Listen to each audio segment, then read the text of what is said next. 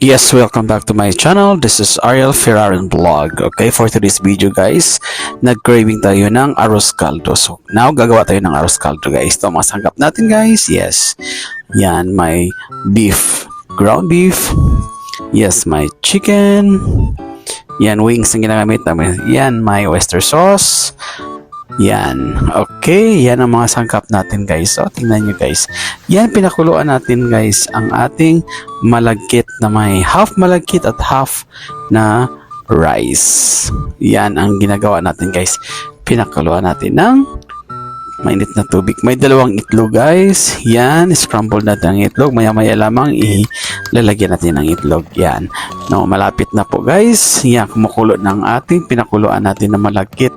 Half malagkit at half rice. Okay. Start na tayo. Let's go. Oil.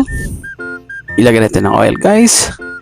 Alright. Pag mainit na, lagyan natin ng bawang. Alright. Pagkatapos ng bawang, ilagay ang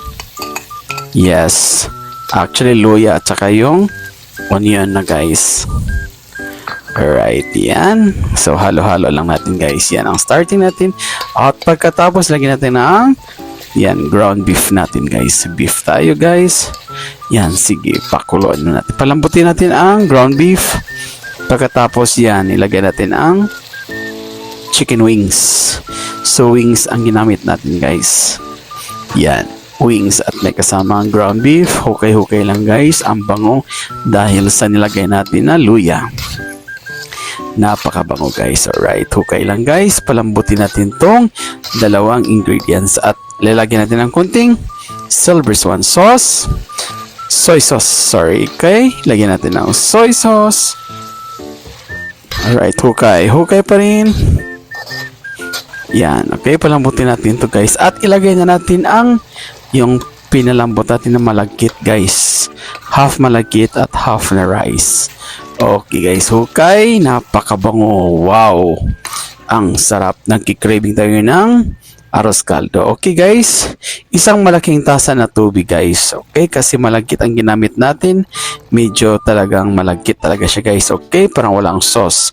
Yan, may sabaw. Soup. Tayo lagyan natin ng malaking baso na tubig. Lagyan natin ng oyster sauce. Magic sarap pa guys. Right, okay. Napakabango na guys. Ang sarap. Wow. Ating version natin guys. Lagyan natin ng yung in-scramble natin na egg guys. Okay, hukay. Wow, ang sarap ang ating arroz caldo.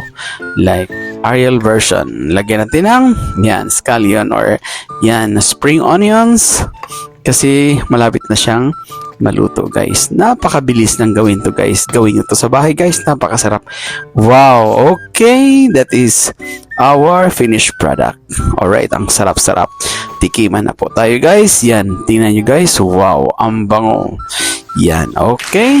Kahit walang boiled egg. Tama lang. Thank you for watching. Bye.